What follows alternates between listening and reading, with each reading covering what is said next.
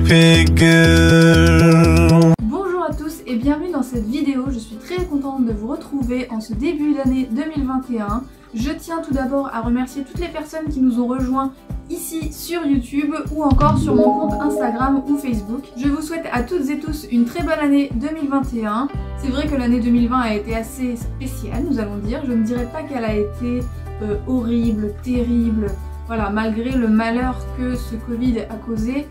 Pour moi en tout cas, je ne l'ai pas très mal vécu, au contraire, elle m'a été très enrichissante.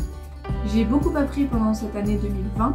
Le premier confinement m'a fait beaucoup de bien, je dirais. J'ai beaucoup appris pendant ce premier confinement. Je dois dire que je suis contente d'avoir vécu ça dans ma vie, c'est quand même quelque chose d'assez inédit. Bien sûr, il y a eu un aspect dramatique, puisque voilà, vous avez peut-être perdu des proches ou des gens de votre entourage a été malade, donc ça c'est assez triste. Mais malgré ce malheur, personnellement, après on l'a tous vécu de manière différente, mais moi j'ai réussi à en tirer du positif. J'espère que vous aussi. Pour moi, 2021 est une année assez spéciale parce que c'est l'année de mes 30 ans et nous y sommes là. Les anniversaires, c'est pas pour moi quelque chose que j'attends avec impatience. Voilà, je suis pas fan des anniversaires, mais je dois reconnaître que mes 30 ans, c'est quand même quelque chose, en fait, pour pas tous les âges, mais il y a pas mal de tranches d'âge pour lesquelles je m'étais fait des images, des idées. Et 30 ans, pour moi, c'était vraiment quelque chose...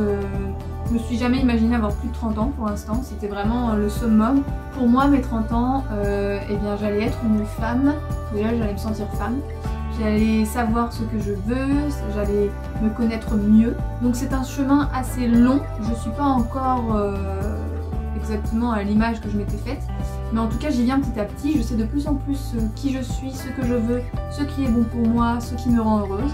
Et une chose est sûre, pour 2021 et donc pour l'année de mes 30 ans, ce que je veux c'est d'arrêter de rêver ma vie et enfin de passer à l'action. Donc comme vous l'avez vu dans le titre, je viens ici vous annoncer un projet vraiment qui me tient à cœur. C'est quelque chose que je réfléchis depuis très longtemps, j'ai même l'impression que ça a toujours été mon projet de vie. Je savais juste pas exactement les détails et au fil des années, eh bien, je peaufine de plus en plus mon projet jusqu'à, j'espère cette année, le mettre vraiment en place. Comme vous le voyez probablement à travers mes vidéos ou peut-être même à travers mes stories sur Instagram, je suis quelqu'un qui est animé par l'amour des animaux, l'amour de la nature. Je suis très intéressée par tout ce qui est fait maison et je dois reconnaître que j'ai un petit penchant pour la mode. Donc comme je vous ai dit, je vais avoir 30 ans, je commence un petit peu à me connaître, à savoir ce que j'aime et ce qui me rend heureuse. Je vous avoue que le premier confinement a peut-être un petit peu accéléré le processus. Aujourd'hui, je sais que je vais avoir vraiment la sensation de vivre, un petit peu comme je l'ai ressenti au premier confinement d'ailleurs. Je veux vraiment vivre chez moi. Je veux consacrer mon temps à m'occuper de mes propres animaux. Parce qu'effectivement, dans mon travail, je m'occupe d'animaux, donc je suis comblée à ce niveau-là. Mais du coup, une fois rentrée chez moi, eh bien, j'ai l'impression de beaucoup moins passer de temps avec mes propres animaux, de même moins les connaître. Et c'est pas ce que j'ai envie, c'est pas ce vers quoi j'ai envie de tendre en tout cas. Je voudrais également avoir du temps pour faire les choses que j'aime, c'est-à-dire beaucoup plus que ce que je fais actuellement de fait maison. Aussi bien dans la nourriture que dans la décoration, que dans dans tout. Au fil des années, du coup, je pense avoir trouvé l'activité qui me conviendrait le plus et qui serait le plus en accord avec mes valeurs. Attention, roulement de tambour. C'est l'élevage de chèvres angora pour la production de laine mohair. Donc pour celles et ceux qui ne connaissent pas la chèvre angora, je vous mettrai une petite image sur l'écran pour vous donner une idée d'à quoi ressemblent ces chèvres. Donc ce sont des chèvres de petite taille qui ont un poil frisé blanc, qui ont été sélectionnés pour produire de la laine et donc qui sont tondus 2 fois dans l'année, qui produisent donc de la laine qu'on appelle mohair. C'est une laine très douce, très légère, très chaude et isolante. C'est un élevage qui, comme je vous le disais, est en accord avec mes valeurs, c'est-à-dire que c'est un élevage où on peut garder, le gros point fort de cet élevage, c'est qu'on peut garder tous les individus. Donc on peut garder les mâles, souvent dans beaucoup d'élevages, les mâles sont du surplus de production. Là nous pouvons garder femelles, mâles, petits, âgés, tous les individus. Ils sont là de leur naissance jusqu'à leur mort naturelle. Contrairement par exemple aux chèvres laitières où là on ne peut pas garder tout le monde, on se débarrasse des mâles, on fait même faire naître des petits qu'on ne peut pas garder par la suite juste pour récupérer le lait. Là c'est pas du tout ça, là on ne produit pas de lait, le seul lait qui existe dans cet élevage c'est celui qui va servir à nourrir les petits, naturellement. C'est également un élevage et une production qui est très peu invasif pour l'animal, c'est-à-dire que on ne l'embête pas beaucoup de fois et c'est assez naturel ce qu'on fait sur elle, c'est-à-dire qu'on la tourne 2 fois dans l'année. Ce n'est pas un geste qui, s'il est bien fait par des professionnels ou par quelqu'un qui a été formé, ne fait pas du tout souffrir l'animal, limite qui la débarrasse de son surplus de laine. Et donc ça c'est 2 fois dans l'année et le reste du temps eh ben, la chèvre vit sa vie tranquillement à base de bonne nourriture, de bonnes conditions de vie et de gros câlins. Mon plaisir de la mode peut également être comblé dans cette activité puisque une fois la laine récupérée, donc on l'envoie à une coopérative qui nous file la laine et nous la renvoie soit en forme de pelote soit en forme de produit fini. Donc c'est là où tout le côté créatif peut s'extérioriser. Et donc je vais peut-être créer des pulls, des plaids, voilà, de la déco, des vêtements, des accessoires. Voilà, il y a plein de choses à explorer.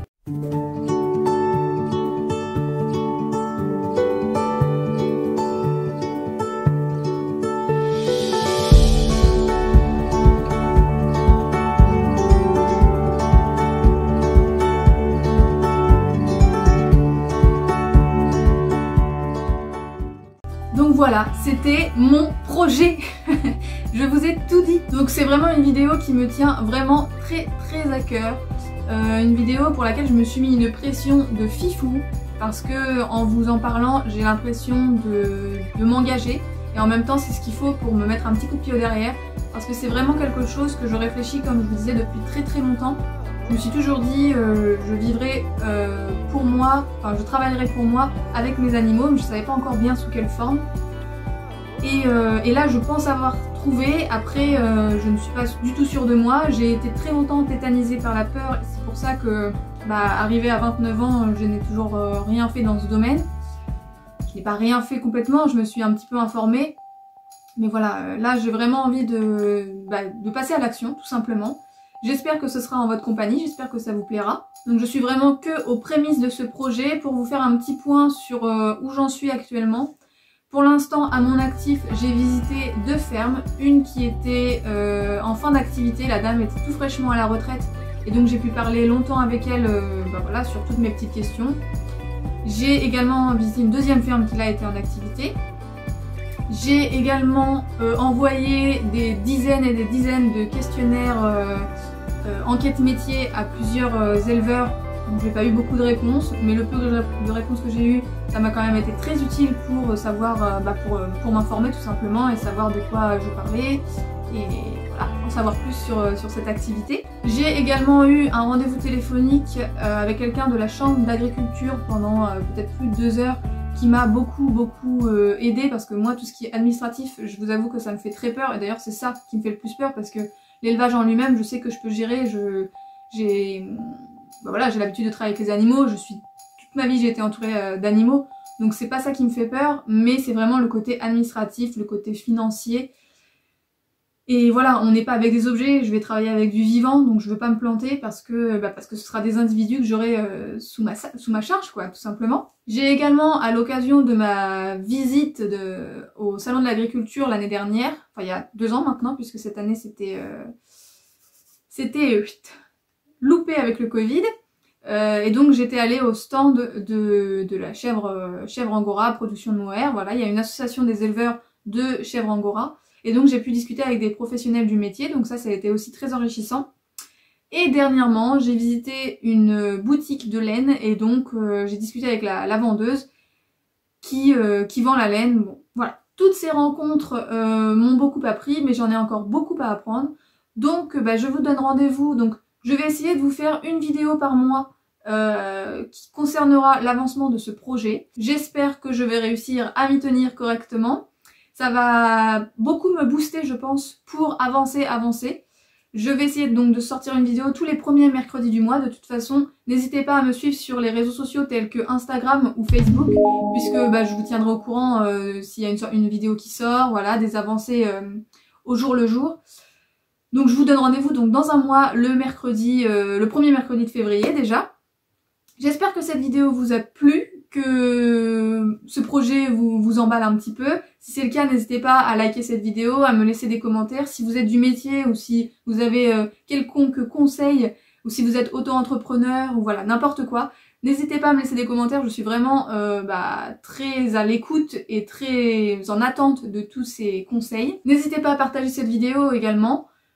Plus j'aurai de personnes autour de moi, mieux je réussirai, je pense. Et puis ça me fait énormément plaisir de partager. J'espère que durant cette année 2021, je vais partager de plus en plus, je vais échanger de plus en plus avec vous. Franchement, j'ai une toute petite communauté pour l'instant, mais qui vraiment m'apporte que du positif.